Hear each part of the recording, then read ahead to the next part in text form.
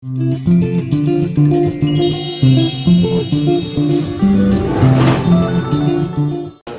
احنا عندنا كان يعني خلال الايام السابقه كان في بطوله العالم للناشئين الخماسي الحديث كانت اقيمت على استاد القاهره، ودلوقتي واحنا في نفس التوقيت عندنا بطوله الاهرام الدوليه للسكواش على منطقه الاهرامات. الحقيقه البطوله يعني ماشيه بشكل كويس جدا، النهائي بتاعها ان شاء الله يوم الجمعه.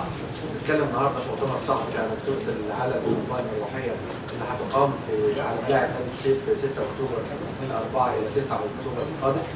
فاحنا الحقيقه زي ما كنا دايما مع حضراتكم بنقول ان احنا استضافه مصر هذه البطولات شيء مهم جدا بالنسبه لنا لاسباب كثيره جدا. اولا لو شفتوا عدد اللاعبين المصريين المشارك حوالي 105 لاعب مصري مشارك، فده في حد ذاته بتدي فرصه للاعبين والممارسين المصريين وابطال الرياضه المصريه المشاركه في بلدهم هنا. لما بتجيبوا بطوله عالم هنا دي بتسهل عدد كبير جدا منهم المشاركه، غير طبعا هيكون السفر لبره العدد بيبقى اقل كثيرا، التكلفه بتبقى اعلى كثيرا. زي ما قال سياده العميد احنا بنتكلم برضه على القطاع السياحي. القطاع السياحي مهم جدا لان زي ما حضراتكم عارفين القطاع السياحي ده اغلب العاملين في القطاع السياحي هو الشباب، واحنا بالنسبه لنا برضه في الحكومه مهم جدا ان احنا عن طريق الرياضه يكون في ترويج سياحي وفي يكون اتاحه فرص عمل جديده للشباب، في بس مش بس في موضوع القطاع السياحي لكن ايضا في موضوع تنظيم المباريات والاقامات والانتقالات. كل هذه الامور بتعمل عدد كبير جدا من فرص العمل، حتى فرص العمل مؤخرا بتفرق معانا. فاحنا من ضمن الظروف او الامور اللي بنشتغل فيها في القطاع الرياضي والاستثمار الرياضي هي عمليه رقابه البطولات الدوليه والعالميه.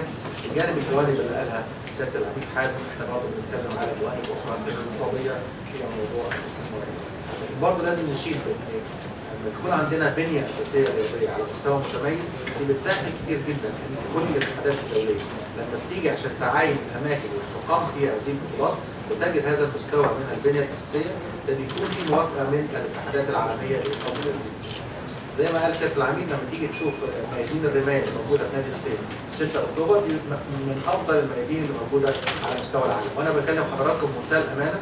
انا زي كنت عضو مجلس اداره في نادي السيد فتره طويله، لكن انا شفت الميادين الرمايه اللي كانت موجوده في ريو دي جانيرو. عايز اقول لحضراتكم ان ميادين الرمايه اللي موجوده عندنا ما كانتش احسن من اللي كانت موجوده في ريو دي جانيرو، فعلى الاقل بتساويها. ويمكن حضراتكم من الساده الاعلاميين اللي راحوا شافوا ريو دي جانيرو يشوفوا الفارق ما بين الميادين اللي موجوده عندنا في نادي السيد والميادين اللي موجوده في ريو دي جانيرو. الحاجه الاخرى طبعا المنظر اللي حضراتكم يمكن تنقلات وكالات الانباء لملاعب السكواش اللي موجوده على هضبه الهرم، الحقيقه شيء مبهر جدا ورائع جدا، وده حديث يعني مجتمع السكواش في العالم كله هذه البطوله. برضه كان من حوالي اقل من اسبوع، يمكن النهائي كان يوم الاحد اللي فات من 48 ساعه، كاس العالم للخماسي الحديث للشباب اللي كان معمول عندنا في استاد القاهره. وطبعا يمكن حضراتكم شفتوا مستوى المنشات اللي اقيمت عليها سواء الفروسيه او السباحه او العدو او المنطقه. فاحنا بقدر الامكان وده دايما توجهاتنا او توجيهنا لمعظم الساده المسؤولين في الاتحادات الرياضيه ان كل ما يكون في فرصه لاستقبال بطولات دوليه عالميا احنا جاهزين في مصر بالنسبه للاستقبال.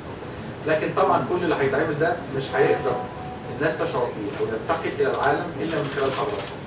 وانا سعيد النهارده ان احنا عندنا مجموعه كبيره من يعني الصحف الدوليه اللي هي ممكن توصل لكل العالم بلغات مختلفه، وده شيء مهم جدا عشان بس ما يبقاش الكلام بيننا، لا الكلام كمان ممكن يوصل للعالم عن طريق الصحف والمجلات والمواقع.